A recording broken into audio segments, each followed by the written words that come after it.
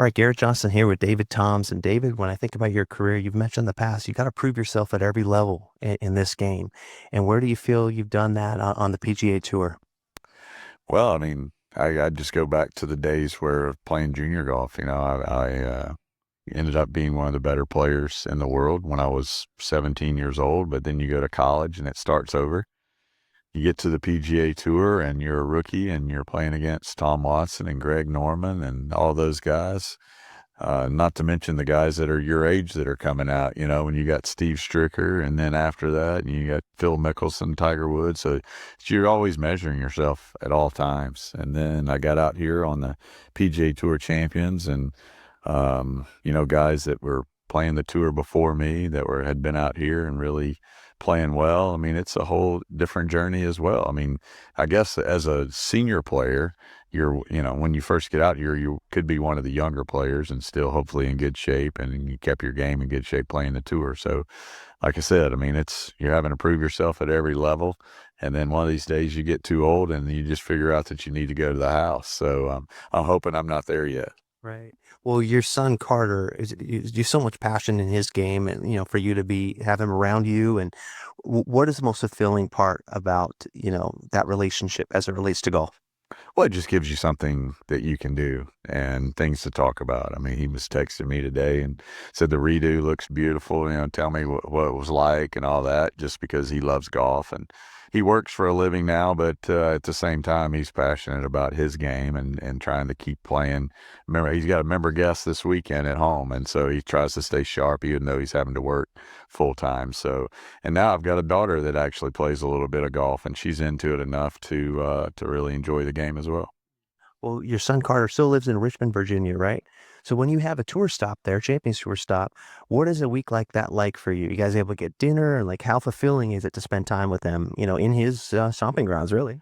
Well, food cost goes up a lot, but my hotel bill goes down. So he and his wife have a nice little house there, and they're actually about to move to Fort Worth here. So I'm not going to be able to stay there this year, and hopefully we'll visit their favorite spots. The restaurants, and my wife and I go there, and we'll certainly miss them. But it's always fun being able to hang out with family and friends when you're playing golf tournaments, just to kind of take your mind off it when you get off the golf course. Speaking of family and friends, I always think about the sacrifice and the delayed gratification from their perspective that they put in with your careers out here. You know what I mean? And what do you make of that and what they've gone through to allow this to happen, your dreams to come true, essentially? Well, I mean, our family went 25 years with my wife not traveling with me, going to golf tournaments because raising two kids that were 8 years apart. And so now they're both out of the house, and now we're trying to figure out the best mix for us to travel together and be in a hotel room together and all those things. So she wasn't out last week. She'll be out this week.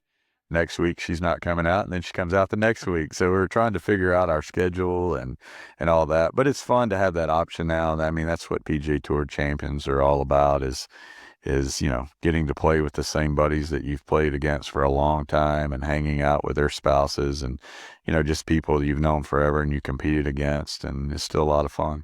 Well, a couple of the first names you mentioned when you got out on tour were Greg Norman and Tom Watson. I'm just curious, is there one standout memory playing against them when you first kind of got out there on tour? One of my big memories when was one of my first couple of years was playing with Payne Stewart late in the year at the Buick at Warwick Hills, and I was needing to have a good tournament to keep my card. It was getting later in the year, and I was playing with him on a Saturday, one of the last groups, and there were people just lined up down the first fairway, and that was such a tight tee shot. And they went crazy when they introduced him. I'm sure he was probably playing in Detroit Lions gear or something like that. And I remember him walking over to me and he said, "Man, you're swinging good. Just keep your blinders on. Don't worry about what these people are saying or doing and what they're saying to me." He goes, "You do your own thing and you'll do fine." And end up finishing top 10 and kept my card there late in the year. So, that memory really sticks out to me, having somebody like that to kind of pull me to the side during the tournament and just kind of say, "Hey, man, you have the game for this. You just got to stay focused." Have there been ways I love that kinda instilling belief, and have there been ways that you've been able to pass that on to younger players? You like an example like that? Well, I mean, there's players along the way. I hate to name anyone because it seems like you're playing favorites, but you know, there's a lot of young players that I either knew through my son or I knew them through LSU experiences or things like that, and guys that I pulled for. And so, I mean, anytime that I ever feel like they need maybe a little bit of advice or they ask, I mean, a lot of times, you know, a lot of these young people now, you know, they don't always have it figured out, and they're not afraid to. You know, to ask for the information. And I like that. At least that shows they respect your game, that you came before them, but also says that they need some knowledge that maybe they don't have. Well, a couple more quick things. The course this week, Congressional, I know you've been out onto this property in the past. What do you make of it? It's different. Uh, you know, it's kind of, I was sitting there eating breakfast this morning, just looking out, trying to figure out what was going on, even just on these few holes around the lake. You know, what am I looking at? Because I've played so many different, you know, there's so many different little routings that were going on around the lake at times, and looking out with no trees and everything. And somebody asked me, how did I like the changes today? I'm like, it changes. I'm like, it looks like a whole new golf course. So I can't point to any changes in particular, but the golf course, you know, we'll see how it plays. I mean, I think it can be very difficult if conditions are such that makes it difficult. If the wind would stay down and it softens up after the rain, maybe you could attack some holes that you don't think you can right now. So we'll see how it all plays out and how they set up the golf course. But, you know, it's a difficult test. Well, when you are in the cauldron of a difficult test on a Sunday, how important is the caddy to just kind of calm you down or read what you need in the situation?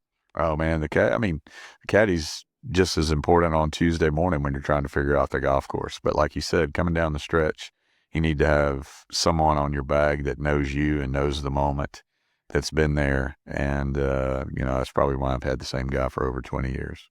Just because he just knows your tendencies, right? I mean, you know, it's like, you know, that's really what you need is somebody that has the experience when you're playing well and you have a chance to win, that knows your game and knows what to do when you get in that situation. I mean, you know, there are a lot of caddies that work hard. There's a lot of guys that, you know, maybe they're so-called better caddies than others, but what you really need is a familiar face when you get under the gun.